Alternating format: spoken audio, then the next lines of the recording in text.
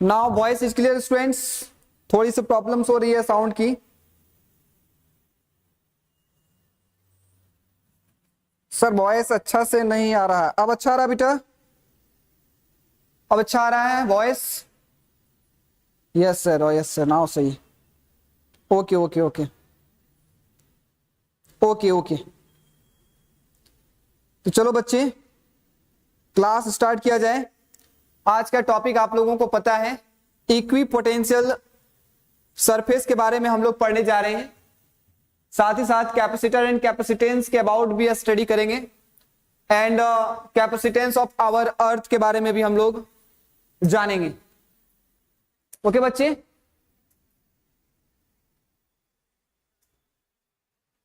Good evening good evening good evening all of you. I know, good evening all of you बेटा, good evening. चलो class start किया जाए, class start किया जाए। अच्छा, class start करने से पहले मैं कुछ बातें आप लोगों को बता देना चाह रहा हूं कि आज की जो क्लास में है एमसीक्यू को जो क्वेश्चंस पूछे जाएंगे आपको, वो एमसीक्यू क्वेश्चंस का जो आंसर है वो आपको ऑप्शंस में नहीं लिखना है। आज हम लोग पोल कराएंगे, ठीक है। ऐसे एबीसीडी करते हो तो आप लोग अच्छे नहीं होता है, समझ में नहीं आता है। कई बच्चे ए कर देते हैं देख करके भी। तो एक बेटर कैलकुलेशंस करने के लिए कि आप लोगों का सही आंसर आ रहा है या नहीं आ रहा है, ताकि मैं आगे जो है आप लोगों के लिए अच्छे से कंटेंट बनाऊं और लेकर के आऊं, ताकि अच्छे से समझो आप लोग एंड आंसर सही से कर पाओ। तो इसके लिए आपको पोल करना होगा, ठीक है। तो जैसे ही मैं क्वेश्चंस दूंगा इसके बाद आंसर आप लोग बना लोगे अपना, एंड आंसर बनाने के बाद पोलिंग जैसे ही मैं जनरेट करूंगा, एबीसीडी ऑप्शंस रहेंगे, उन ऑप्शंस में आपको क्लिक कर देना है, ठीक है। आज पोल्स होगा, समझ में आया बात? समझ में?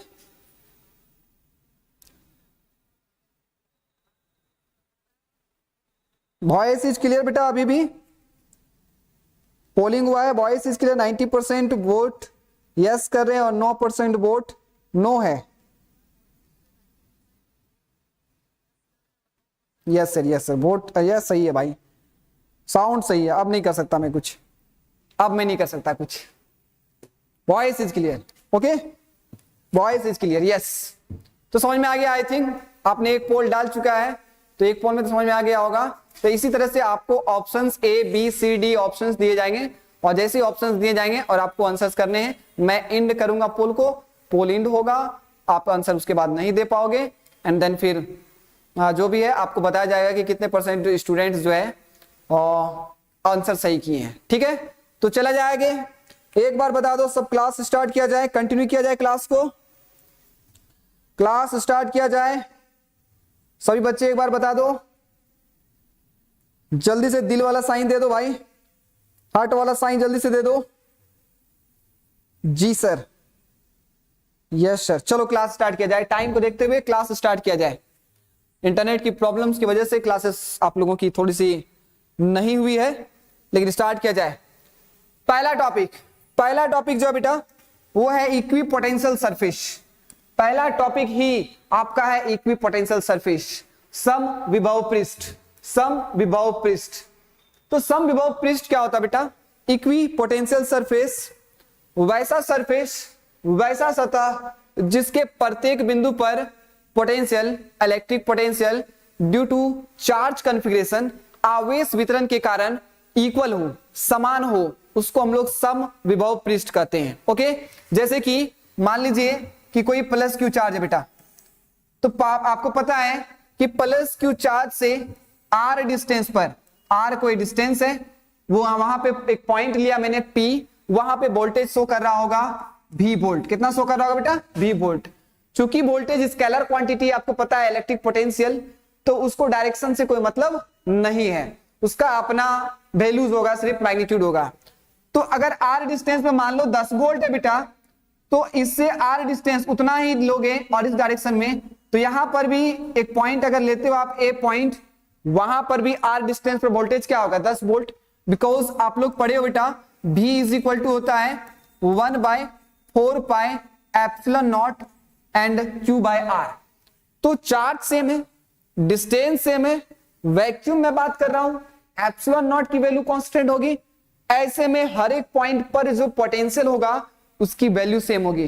राइट बच्चे, राइट बच्चे, थैंक यू बेटा, thank you, thanks to all of you.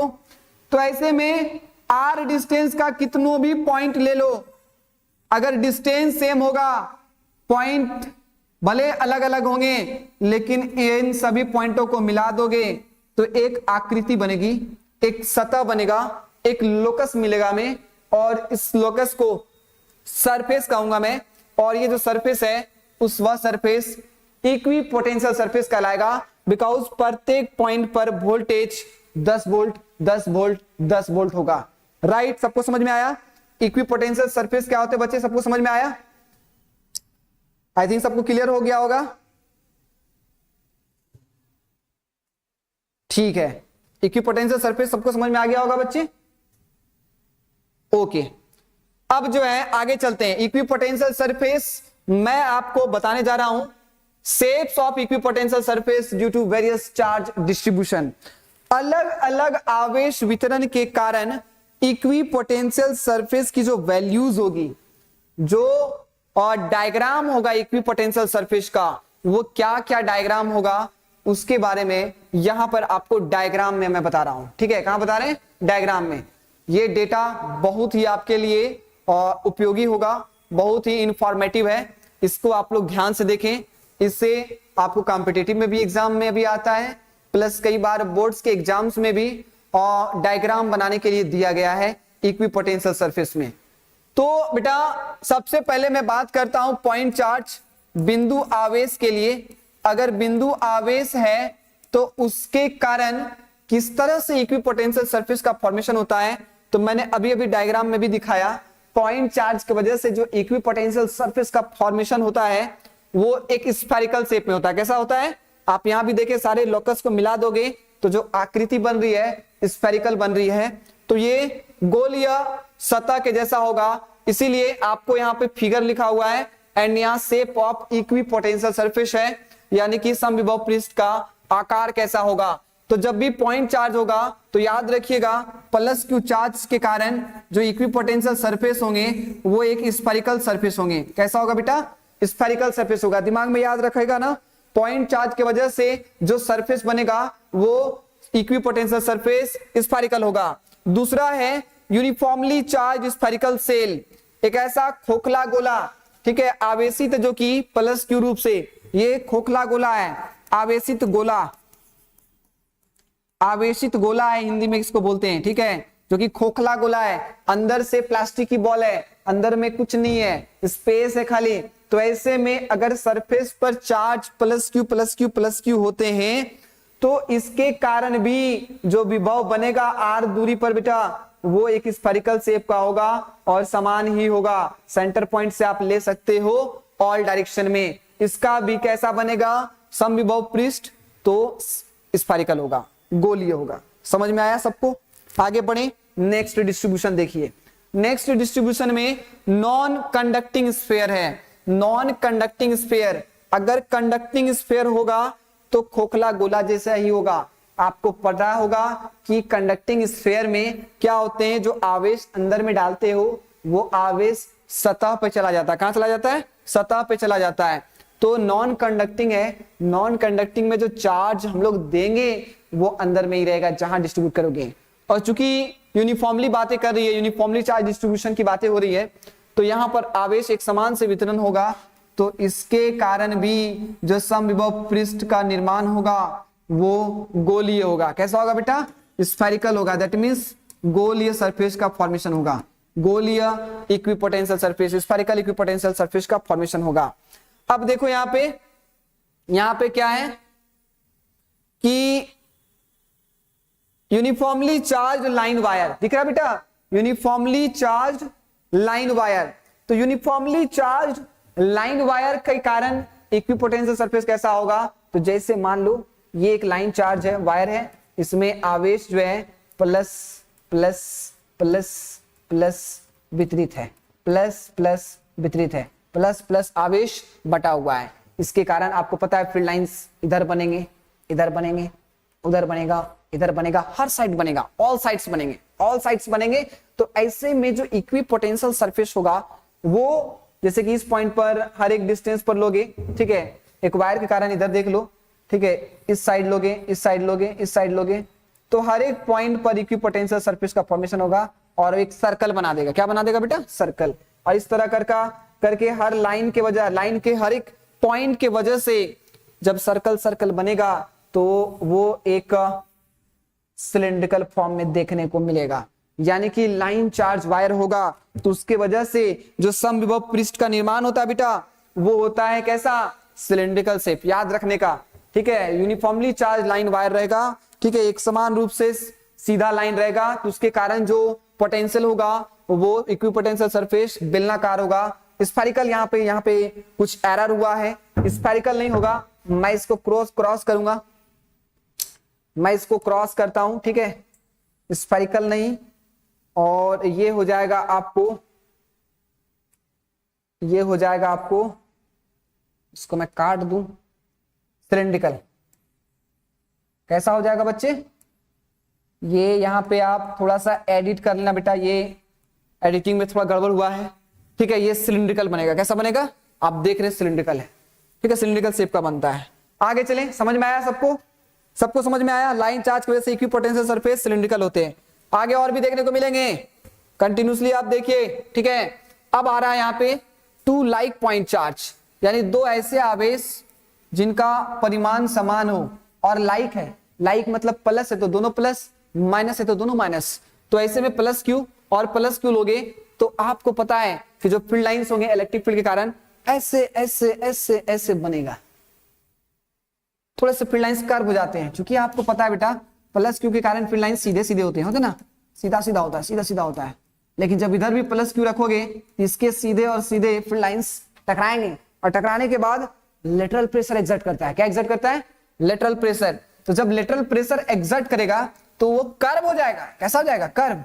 और यहां पर देखिएगा जो इक्विपोटेंशियल सरफेस का फॉर्मेशन हो रहा है पॉइंट चार्ज के कारण, जैसे वहां इससे पहले वाला में देखा पॉइंट चार्ज की वजह से स्फेरिकल इक्विपोटेंशियल सरफेस बनता है, लेकिन यहां पॉइंट चार्ज की वजह से ओवल शेप का बनेगा।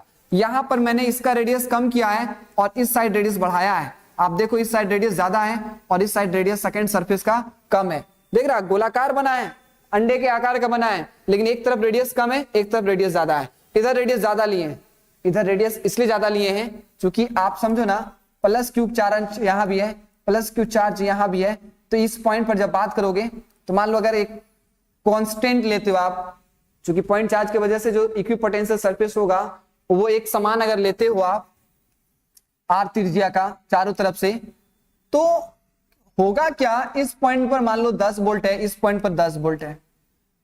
अब प्लस क्यू चार्ज ये जो इधर है इसका भी प्रभाव होगा यहाँ पे। तो मान लो इस प्लस क्यू चार्ज का पोटेंशियल यहाँ पे 2 वोल्ट है, चूंकि डिस्टेंस ज्यादा है तो वोल्टेज क्या होगा? कम होगा। तो मान लेते हैं 2 वोल्ट है, तो 2 वोल्ट है तो 10 वोल्ट और 2 वोल्ट मिलकर के यहां हो गया 12 वोल्ट। इस पॉइंट पर कितना हो जाएगा? 12 वोल्ट, क्योंकि पोटेंशियल स्केलर क्वांटिटी है, डायरेक्ट जुटेगा। और इस पॉइंट पर 10 वोल्ट और 2 वोल्ट, चूंकि डिस्टेंस इसके तुलना में तो बड़ा ही है ना भाई, डबल है, तो 2 वोल्ट मान लो यहां पर घट करके हो जाएगा 1 वोल्ट, तो 10 वोल्ट और यहां हो जाएगा 11 वोल्ट। तो बेटा इस तरफ अगर सर्कल एक स्फेरिकल लेते हो तो इस तरफ पॉइंट पर हो गया 11, इस तरफ पॉइंट पर हो गया 12, इधर 11 इधर 12। तो बेटा क्या ये सरफेस में पोटेंशियल इक्वल हुआ? सतह पर विभव समान हुआ? सतह पर विभव समान नहीं हुआ है। सतह पर विभव समान नहीं हुआ है ना बेटा, सतह पर विभव समान नहीं हुआ है, ठीक है ना। तो जब सतह पर विभव समान नहीं हो तो ऐसे परिस्थिति में हम लोग क्या करेंगे कि इसका वाला वोल्टेज को थोड़ा सा घटाते हैं और इसका वोल्टेज को थोड़ा बढ़ाते हैं। तो ई पटी 11 या रहने दो, इधर रेडियस जो है और इधर वाला रेडियस थोड़ा बड़ा कर देते हैं। क्या कर देते हैं? बड़ा।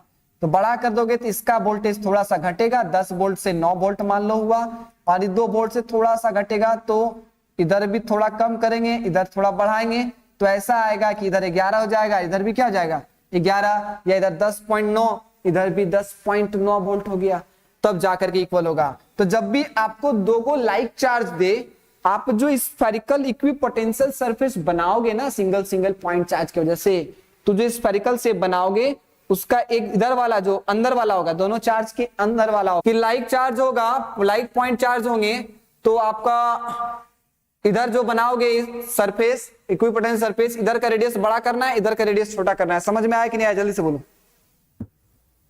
समझ में आया या नहीं? जल्दी से बोलो।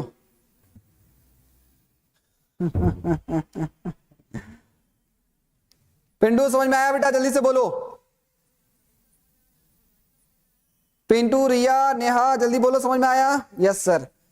चलिए ठीक है, चलिए ठीक है, आगे चलते हैं। अमित बाबू, अमित बाबू, चलो ठीक है आगे चलते हैं ना। अब ये वाला तो बहुत मतलब पूछा गया है बार बार आप लोगों को कि यूनिफॉर्मली चार्ज लाइन वायर, ये प्रॉब्लम है भाई, इस थोड़ा सा इसमें भी मिस्टेक है कंटेंट में, पता नहीं आज क्या हुआ, एडिटिंग सही से नहीं हुआ है क्या।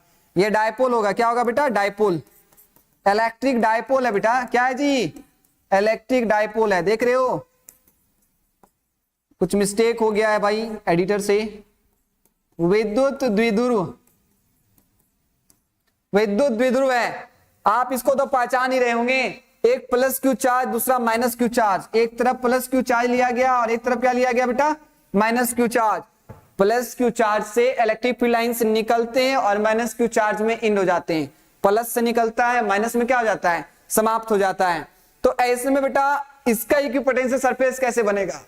तो जैसा बन रहा था लाइक चार्ज वाला का, वैसा ही अनलाइक चार्ज का बनेगा, प्लस और माइनस का इक्वल वाला का।